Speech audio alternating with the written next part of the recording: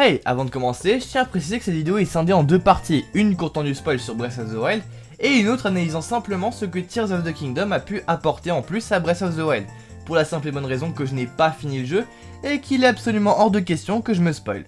Bon, avant tout, faut rappeler que Zelda, c'est une franchise qui a bercé mon enfance. Mon tout premier jeu vidéo fut The Legend of Zelda Majora's Mask. Ouais, j'ai pas commencé avec Ocarina of Time, et alors ? J'ai fait pratiquement tous les Zelda en entier et par conséquent je vais beaucoup faire le lèche-bot avec le jeu. Mais bref, un peu de contexte tout d'abord. 10 000 ans dans le passé, la première grande calamité. Le royaume d'Hyrule était alors prospère, tout se passait bien et il était à son apogée, jusqu'à l'apparition d'une grande menace, Ganon le Fléau, une créature extrêmement puissante, animée par le désir de plonger le monde dans le chaos. Pour lutter contre ce fléau, les Sheikah décidèrent de construire des machines appelées des gardiens. Mais si ça tenait qu'à moi, je les aurais plutôt appelés les petites saloperies de fils de chien de merde infâme. Je vous déteste, allez brûler en enfer, bande de misérables insectes. Excusez-moi. Ça, allié aux 4 créatures divines, la force des 5 prodiges et du pouvoir de la princesse du royaume, pas les mêmes que dans le présent, je précise si jamais vous auriez pas compris, ils réussissent alors à le vaincre et sceller Ganon pendant un bon bout de temps. Mais bon, c'est que ça file 10 000 ans. 100 ans dans le passé, le retour de Ganon. Disons-le sincèrement, en l'absence de grandes menaces, les habitants du royaume ont un petit peu laissé tomber toutes ces fameuses machines. Des gardiens à l'abandon traînent un peu partout en Hyrule, même sous terre, et c'est également le cas des créatures divines. L'histoire du fléau Ganon s'étant transmise de génération en génération, la famille royale retrouve la peur que ce fléau réapparaisse, étant donné qu'il a été scellé pour une durée de 10 000 ans, il y a 9900 ans. Et c'est donc par conséquent de leur génération que ça va être la responsabilité.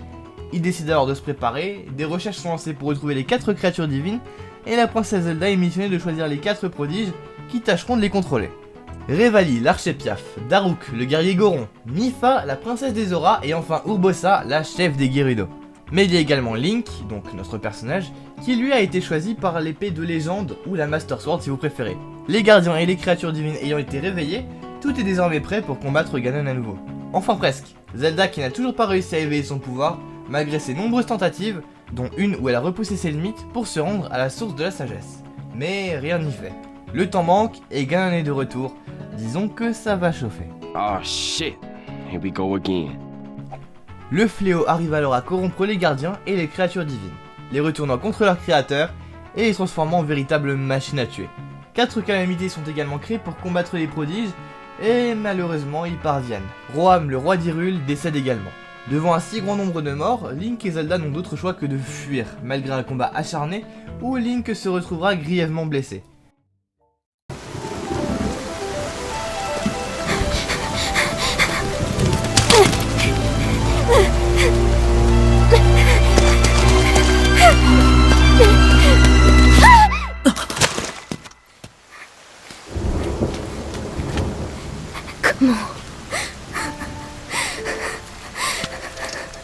Comment avons-nous pu en arriver là? Les créatures divines, les gardiens, retournés contre nous. Impossible. Je n'arrive pas à croire que Ganon les ait corrompus. Daruk, Revali, Mipha, Urbosa, tous prisonniers de leur créature. Et tout ça par ma faute. Le pouvoir du saut ne s'est pas éveillé, nous avons perdu les seules armes qui auraient pu l'arrêter. Et toutes ces recherches, tous ces efforts n'auront servi à rien du tout. Et maintenant, tous ceux qui me sont chers, mon peuple, mes amis, mon père, tous ont péri à cause de moi. Et je n'ai rien fait.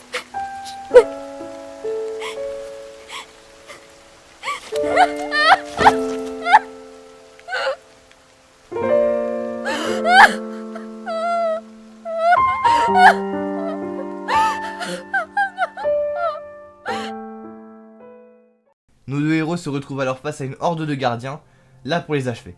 Mais c'est alors que la princesse réussit enfin à utiliser son pouvoir, désactivant tous les gardiens sur un grand périmètre. Link étant tout de même beaucoup trop atteint par sa blessure, Zelda décide alors de l'amener au sanctuaire de la résurrection, où il arrêtera complètement de vieillir pendant sa guérison. Putain, imaginez si la médecine c'était ça aujourd'hui. Faut dire qu'on en est vachement loin quand même, hein. Zelda partit alors tout donner contre Ganon, le scellant pendant 100 ans, dans l'attente du réveil de Link. Et oui, elle aussi ne va pas vieillir du tout pendant tout ce temps.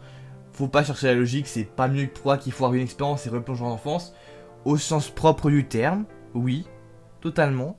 Dans le passé! Ah non, dans le présent en fait. Bon, une fois Link réveillé, il va tomber sur un objet designé pour faire la pub de la nouvelle console aux joueurs Wii U. Et oui, c'est très réducteur.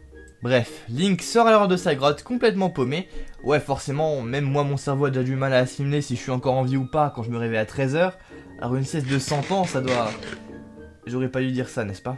Il va alors tomber sur un vieux barbu un peu bizarre qui va lui demander d'aller récupérer 4 emblèmes du triomphe dans les 4 sanctuaires présents sur la seule zone accessible pour le début. Sacrée coïncidence que le nombre soit exactement ce nécessaire pour avoir un cœur en plus. Et le terrain est limité, on se croirait presque dans un tutoriel. Oh. Bref, une fois fait, il va nous donner la paravoile, objet permettant de planer, exactement comme dans Genshin Impact. Il s'avère aussi qu'il est le fantôme du roi d'Hyrule, bla bla bla, on s'en branle. Laissez-moi plutôt vous montrer les 4 pouvoirs qu'on a reçus en explorant les sanctuaires. Putain, j'ai un sacré sens des priorités moi quand même, hein. Bref, Link est alors redirigé vers le village Cocorico où il rencontrera Impa, personnage très connu dans la licence, mais non, j'ai pas envie d'en parler, en fait. Nous nous verrons ensuite confier la tâche de reprendre le contrôle des créatures divines en vainquant les 4 calamités et de retrouver tous nos souvenirs. Mais bon, pourquoi devrais-je me faire chier avec des donjons moins bien que ceux des précédents Zelda, alors que je pourrais tout simplement aller affronter le boss final dès le début, et en caleçon en plus. Ouf, j'ai peut-être été un petit peu trop confiance en ce coup-là. Je laisse ça au speedrunner. Bon, la première créature divine, Varuta. Je suis même pas sûr que c'est ça, et ne vous attendez pas à ce que j'ai le bon nom pour les autres créatures. J'ai pas retenu ça, ok? Pour me simplifier la vie et éviter de dire des conneries, je vais tout simplement dire le gros éléphant. Pour s'y rendre, il a fallu défoncer un Linel pour avoir des flèches de foudre. Bon, on pouvait l'éviter, mais vous savez que moi, Flip Card Bluff, je suis tellement supérieur au mob de ces jeux, et je vous interdis de parler de Ganon en début de jeu. On a ensuite un petit moment gameplay différent avec le Cryonis. Allez, ça dégage, à moi le pouvoir de résurrection.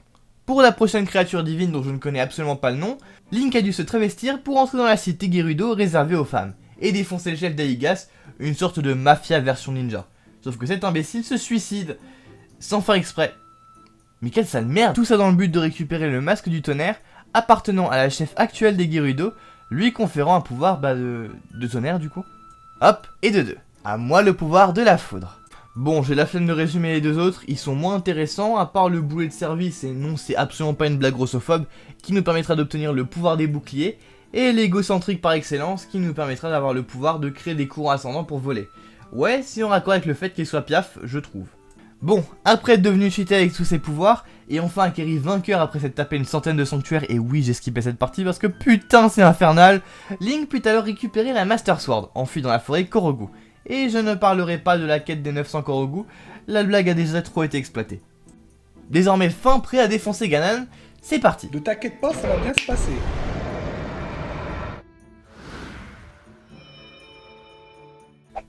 Ah bah c'était vachement plus facile comme ça.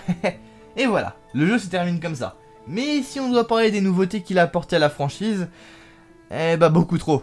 Je ne citerai que l'open world parce que c'est le changement le plus évident, mais vraiment c'est énorme. Mais on est là pour parler de Tears of the Kingdom aujourd'hui et pas de Breath of the Wild.